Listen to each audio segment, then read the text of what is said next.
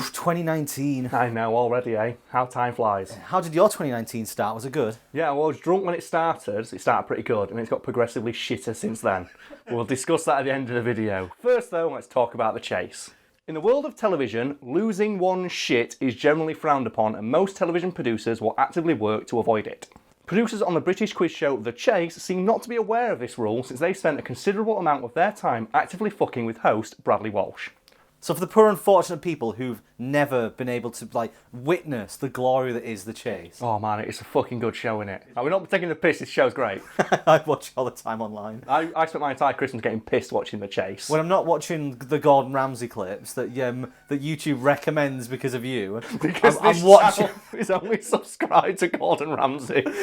I recently went on to double check that. I was like, surely by now he's added another one. If you don't get what we're doing, just click this channel's official main page after you're done watching this video to give us our metrics, and just see what channels we're subscribed to, because it's only Gordon Ramsay, and it will only remain Gordon Ramsay as long as I rule this fucker with an iron fist. You know, add The Chase to it.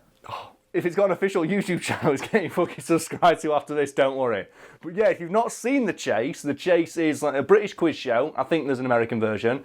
Well, I think it went for one season and they got the Beast on it, and he was the only chaser, so sucks to be him, I guess. And yeah, it's members of the public try and answer questions, but the twist is, because there's always a twist with these kinds of shows, is that contestants are chased by a seasoned trivia buff and quizzing champion, and if they get caught, they lose fucking everything. I was going to clarify it's not a physical chase, but I think No. I'm going to leave that and let people imagine the Beast running after everyone. Yeah, so we should probably clarify that, because that does sound like the most metal quiz show ever. Answer questions while being chased by a guy called the Beast. No, the chasers are, like I said, seasoned quizzing champions, and they have to answer more questions than you. And the idea is to have an advantage over them, you start as a team of 4, and you go into a chase individually with the chaser, and then if he catches them, they get dropped out of the team, and at the end, whoever managed to survive goes on a final chase where whoever is left have to combine their wits to try and defeat the chaser. Watching any of the chasers do the final chase is glorious. Yeah, it's so tense. And the thing is, I looked this up, and do you know there is a huge controversy about the final chase? Because after if you lose, obviously you can lose up to 100 fucking grand. People always people complain oh, Bradley Walsh asks questions to the chasers faster than he asks them to us, so they have more chance to answer. And it turns out that no, he fucking doesn't, because they have a guy off stage with a stopwatch who has to measure how long he does it for, because they can be sued to fuck if he does that. And it turns out the chase, if you watch if you watch the show, they just answer the question halfway through him reading it, because they know what the answer's going to be. So you've done a pretty good job there of describing what the show's about. Thank you very much. But the stars of the show. Oh yeah, the chasers themselves. We should talk about them just for a brief moment, because they're fucking hilarious. So, like I said then, they're season quizzing champions, which on its own sounds quite boring. So what they do is they give them flamboyant, over-the-top personalities like the Beast or the Dark Destroyer. And I don't know how to feel about the fact they call the one black chaser the Dark Destroyer, but I guess he's okay with it. He must have picked that himself. I don't know, because I found out he has other names. They have other nicknames, but that's the one he's most known by. The Beast has a different name, but I don't know what it is, because I only know him as the Beast. It's Mark Lebeck or something, isn't it? Something like that, yeah. And I looked them all up randomly the other day while writing this article, and I went, oh, these are all super well-known in the world of quizzing, and they've all been on every British quiz show ever. They've all been on The Weakest Link, they've all been on Mastermind, they've all been on Eggheads and all that shit. And I'm like, oh, this must be how these guys earn their living. And I found out Mark Lebeck, they must be the Beast. Do you know how he used to supplement his income when he was a teacher? How? He used to go to Butlins and just win on the quiz machines. So he said, oh yeah, I was a teacher and I was earning more money just on quiz machines in pubs. So I thought, fuck it, I'll just do this. How's that even fair for the manufacturer of the quiz machine? Then again, you're not going to say anything to him, are you? People the Beast, I think he's 6'7", He Holy weighs shit. 300 pounds. The guy is a fucking unit. The words absolute unit do not even come close to describing the immensity of this man. So I've met him, as I think I mentioned in another video, and he's fucking massive. Like, sat down on a chair, he's as tall as I am. It's fucking ridiculous. But like, they're all amazing. And they're all great. And I love the fact that they just shit talk everybody. I think there was a woman who come on once and they ask her, "Oh, so what are you going to do if you win today?" She's like, "I want to buy some teeth." Because she's got no teeth. And the chaser just keeps making fun of the fact she's got no teeth. And then he went home and got paid for it. So he just sat there shit talking a woman with no teeth. And that's his job. She's got no teeth. To answer questions and shit talk people with no teeth. But why did she want to buy teeth, Brad? why did she say it? I'm so sorry. I'll fix it for today's video.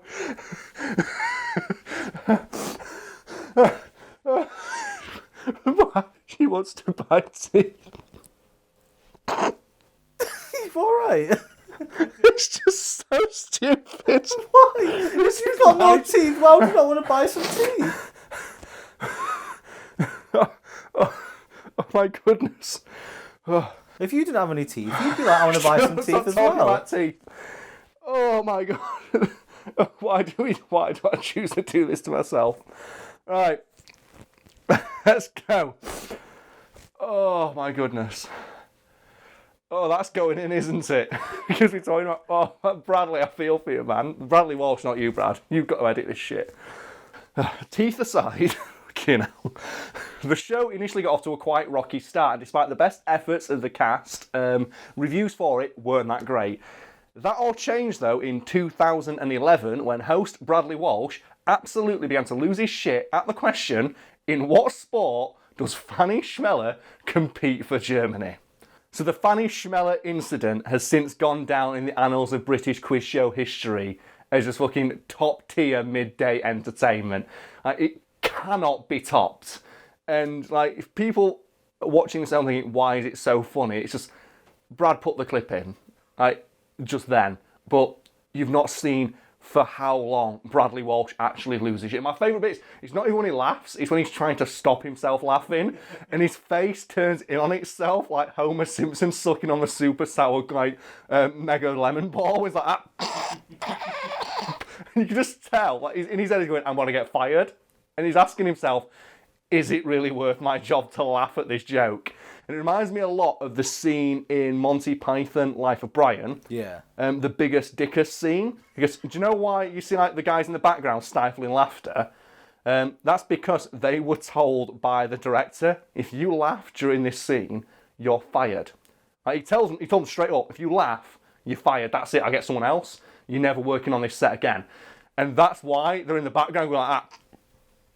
And they genuinely trying not to laugh. And afterwards, the director was like, I'm sorry, I had to tell you that because it's funnier that you were trying not to laugh. And it's like, that's fucking brilliant. Just the idea, it's like, it's not someone laughing, that's what it's someone's trying not to laugh because you know that never fucking works. It's like when you watch someone fall over in slow-mo, like on ice. It's not the falling over that's funny. It's the fact when they try and right themselves for like 10 seconds. That makes it better. That's like the foreplay of like the guffaw you're going to have. It's fantastic.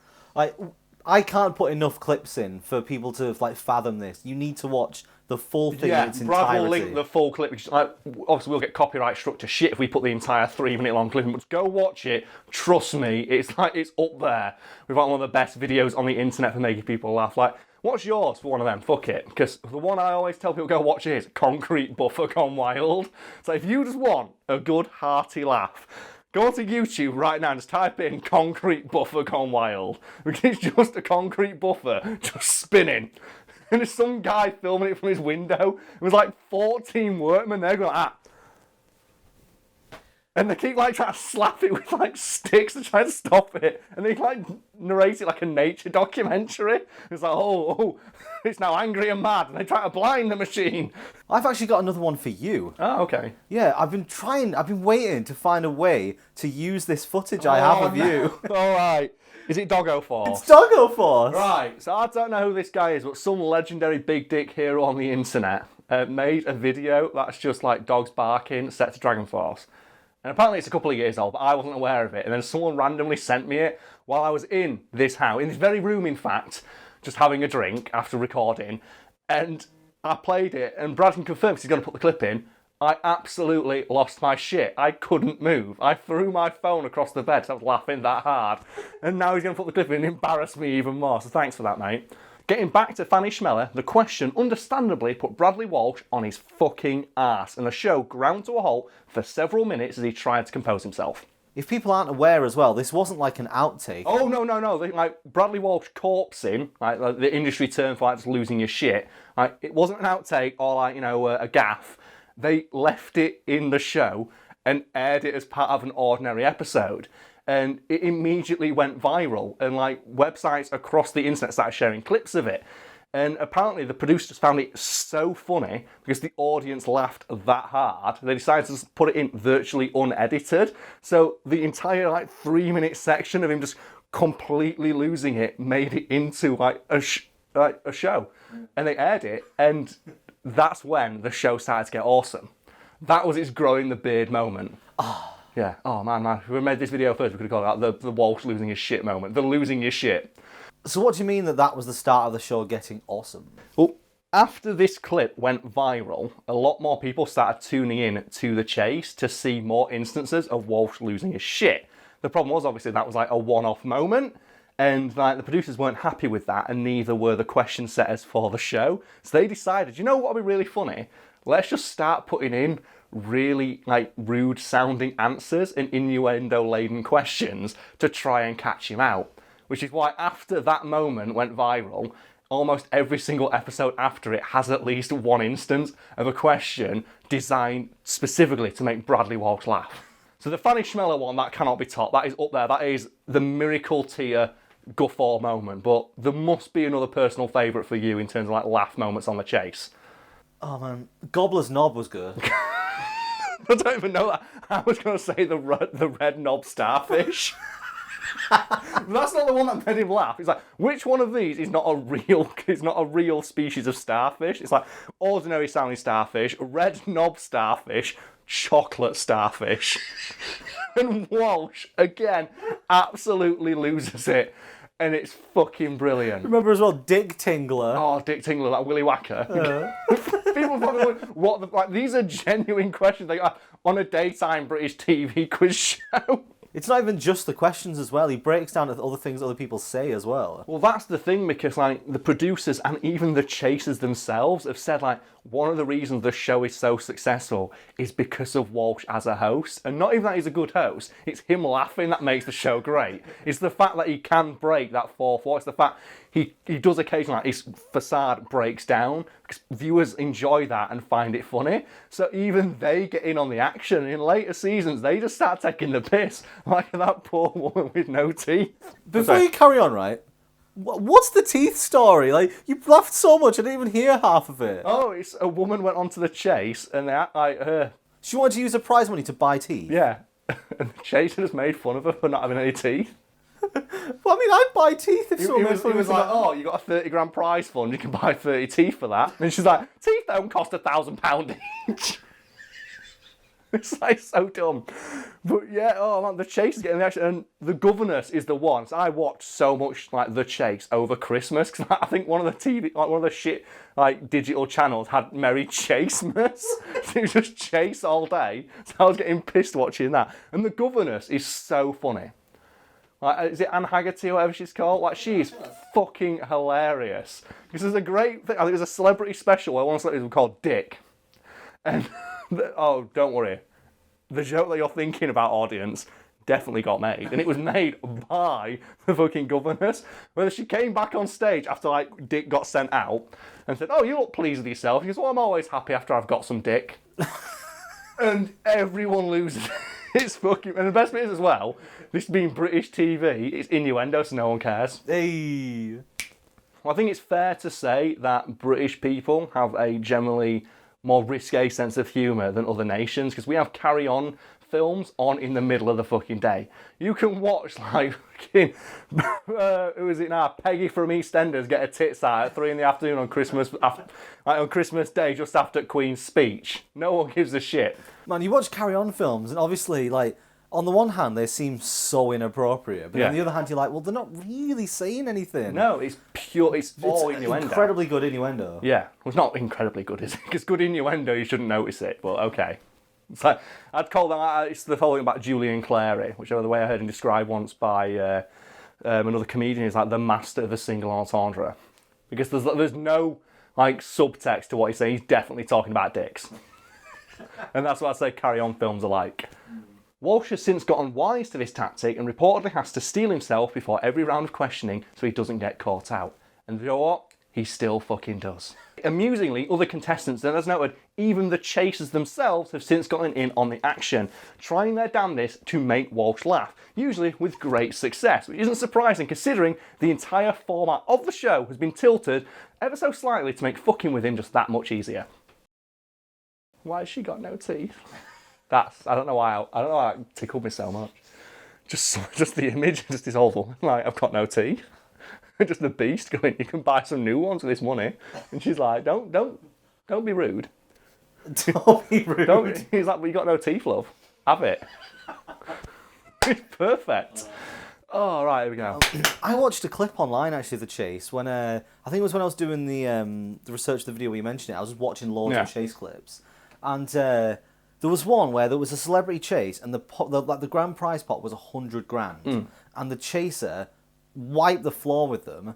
They lost 100 grand for their charities. Yeah. And Bradley Walsh is like, we're not going to let you go home empty-handed. Here's £1,000 for each of your charities. I was like, what a fucking dick the chaser actually is. I mean, I know it's his job, but that's £100,000 not going to charity. Oh, and it's the best bit as well, they could write that, ITV can write that money off, so it's actually costing the network money. They could write 100 grand off. So you were saying at the start of the year 2019 didn't start... We certainly got better after recording this video, I'll tell you that for free. So what happened? Like, what happened at the start of your year? It started great, I was drunk. And then, as you know, Brad, and as some people might know if they follow me on Twitter, I just put out, like, you know, a call to arms of sorts, just saying, it's the new year, I kind of want to, like, you know, throw myself into this YouTube business, since it's now mine and Brad's, like, primary source of income. What can I do to, like, you know, increase the amount of interaction I have with you, the fan base? And I got a couple of suggestions, one of which was start a Discord. So I started a Discord, and Brad, do you just want to take a guess at how long this lasted before I shut it down? A couple of days. 10 minutes. It took me 10 minutes, folks. That's how long I lasted.